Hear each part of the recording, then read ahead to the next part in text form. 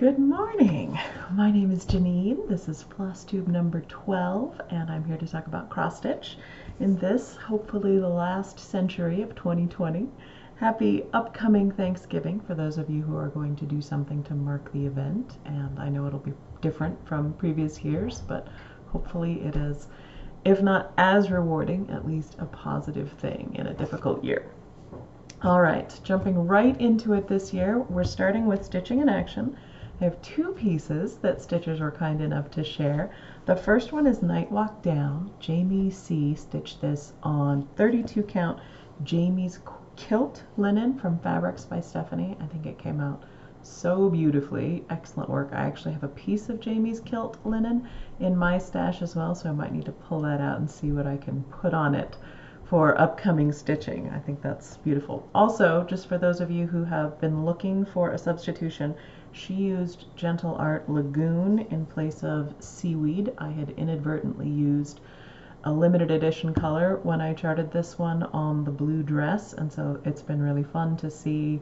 First off, I apologize. I didn't know any better and hadn't marked all my things with whether they were limited or not. It was just something I had in a drawer that looked good. But it's been really fun to see the changes people have made, choosing from what they have or other options. And so I think this Gentle Art Lagoon came out beautifully. So well done, Jamie C. All right, second one for stitching in action is the Baking Squirrel. This one was stitched by Janny, or Johnny. She made it into a beautiful pin keep. I love it, and of course a lovely photograph as well. I need lessons, as always, on how to take a good picture. This one was the free pattern with the 2020 Market cookbook. So if your local shop happens to carry that, you can still get it there. I am actually going to put it up on the website since it's been out there for quite a while. And yeah, if you take a look at the website, you'll be able to download that free as soon as I figure out how to add it properly. It's a different section than the regular pattern, so I have to work that one out. But regardless, I think Johnny did a great job, and look forward to seeing anything else. As always, there's a section on the website where you can submit your stitching in action, any blue flower designs that you have stitched, are stitching, would like to stitch, and take a look at what other stitchers have done to change colors, fabrics, do a different finish. Lots of fun stuff up there to be inspired by. So thank you, Jamie and Janny, for sharing.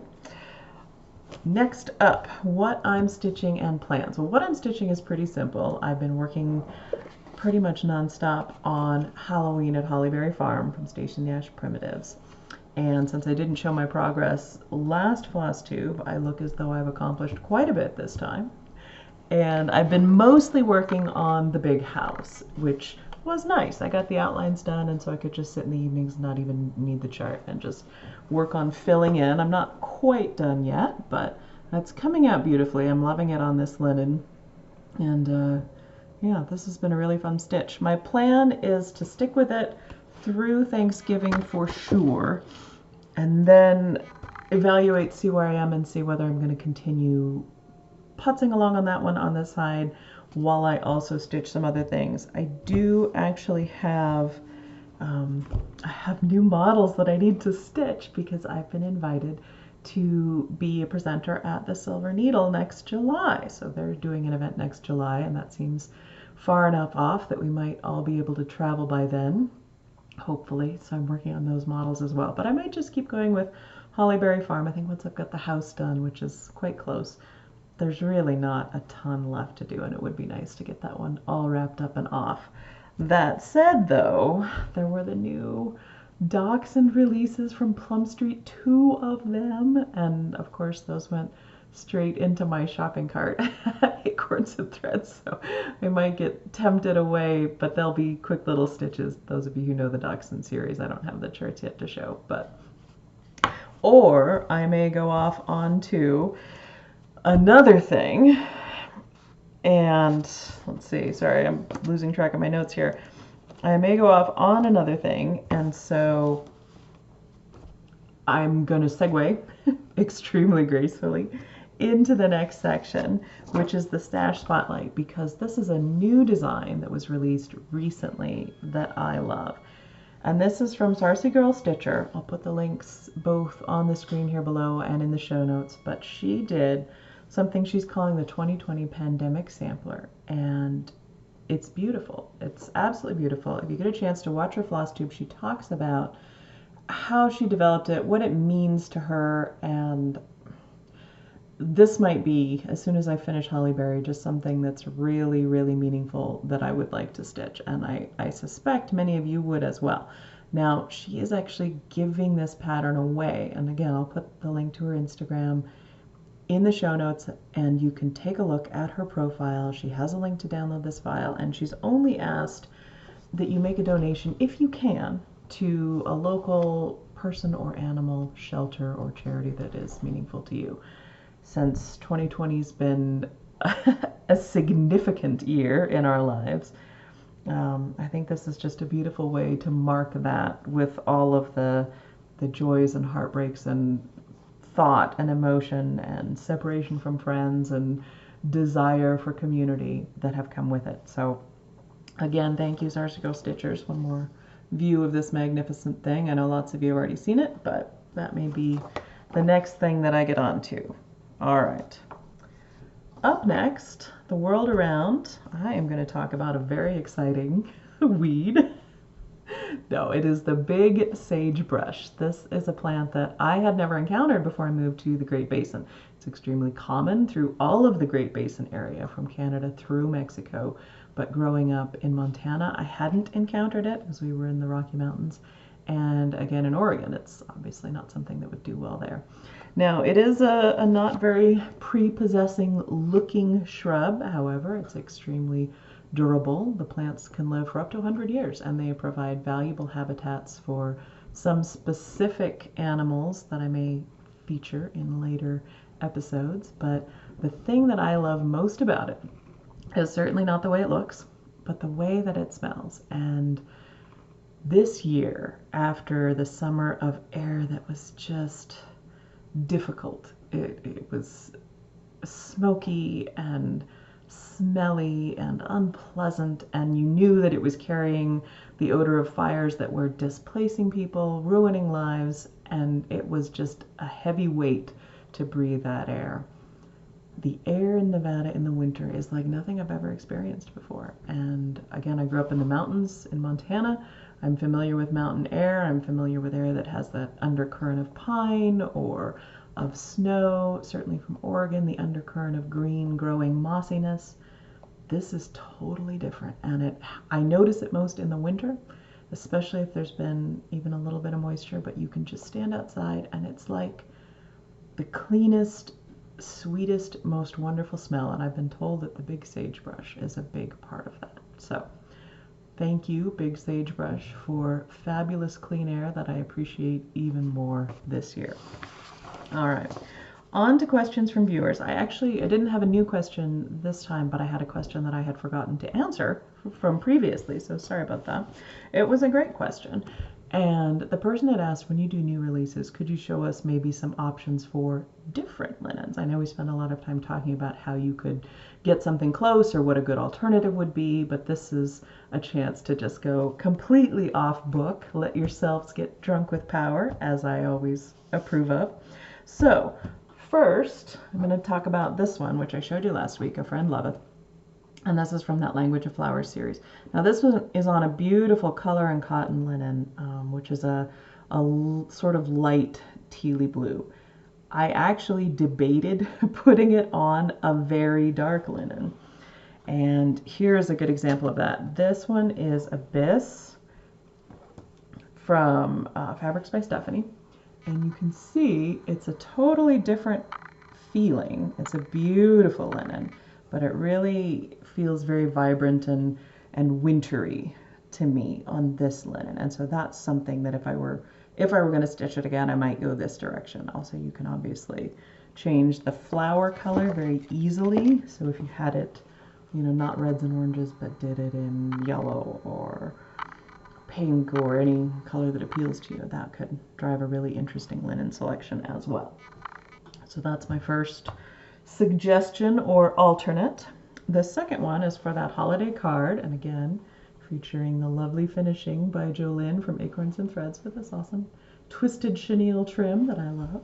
So this one does have a lot of colors, and both of the linens that I came up with to substitute would require a couple of changes. So I'm going to show you them here. And actually, these are samples that I was given by Yarn Tree of some Zweigart fabrics that you can get through your shop. And they have little sparkles on them. And so the first one is white with gray, like sparkly stars. It's going to be hard to see the sparkling action on this. I think it would look really festive on this one. Obviously, when you get into the whites and creams, you would potentially have to change some of those to a different color, but that wouldn't be too difficult to do. So there's that option. It also comes in a gray. They call it gray. It looks like blue, denim blue to me. With white sparkles, and I really love it on this one. So again, you might have to change some of, particularly this color wouldn't show up very well, but that would be an easy change to make. And yeah, it'd be fun to let you guys get drunk with power, do them in a totally different way. So in service of that, I'm going to do a giveaway this time. I'm going to give away both of these fabrics. These are 32 count Zweigart linen. This one is called White Sparkle, or white/gray sparkle, and this one is called gray/white sparkle. So I don't stitch on 32 count, and I don't like to have a lot of things around that I'm not using, so I'd like to pass them on to where they can be used, and I think they're beautiful. So you certainly wouldn't have to stitch my designs on them, but I hope you would find something fun.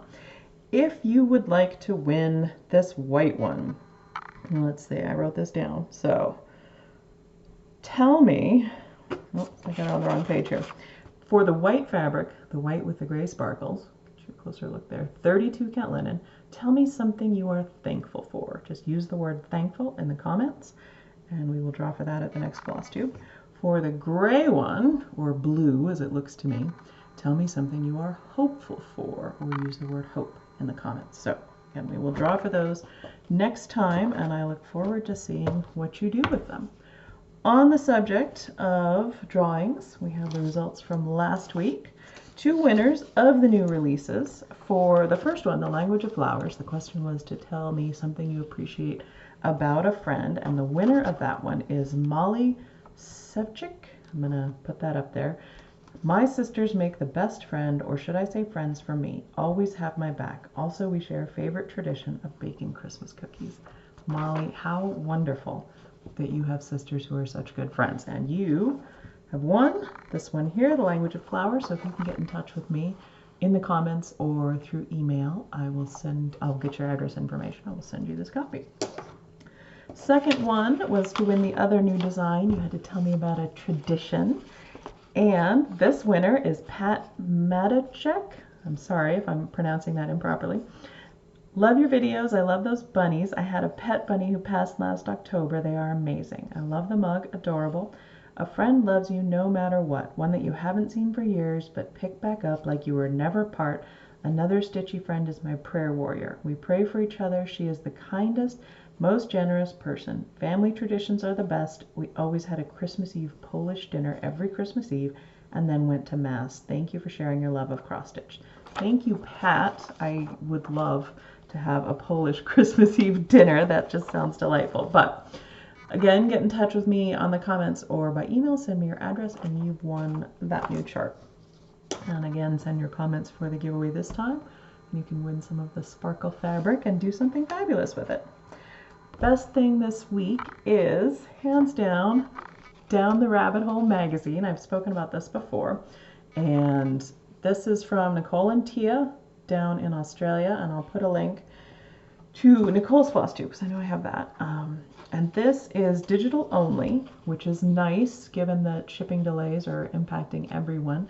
It was very inexpensive for a great magazine, about 50 pages. This is the first volume, and so I think it was about $5 US to get this. It has some great features. It has designers that I wasn't familiar with. You may already be, but it's really focusing on designers from Australia and New Zealand, which is nice to see. I think this is my favorite right here from Frog Cottage Designs, the Australian Merry Christmas with the koala and the bird and the platypus. Awesome stuff there. So if you get a chance, check it out. I'll put all the links in the show notes so you can take a look at that and maybe get yourself something summer Christmassy from the Southern Hemisphere to do that's a little bit different. The other best new thing this week is that it snowed here. Not for the first time in my life, certainly not for the first time in Nevada, but for the first time in Rye's life. So if you are hanging out and you want to stay for the puppy video at the end, I put in some flashbacks from Rye. She's 7 months old now, so you can see what she looked like at 2 months and have a little comparison. And you can also see her enjoying her very first snow. She thought it was grand. She loved it. She would have, I think, enjoyed it if it had stayed longer than a day or two. So thank you all for joining me today. Happy Thanksgiving. I hope you are having a very safe and healthy holiday in whatever way you are celebrating and whatever holiday you are celebrating. And if you want to stay, there's puppy video at the end. But I appreciate all of you taking the time to watch and send in your comments. I look forward to hearing from you. Bye.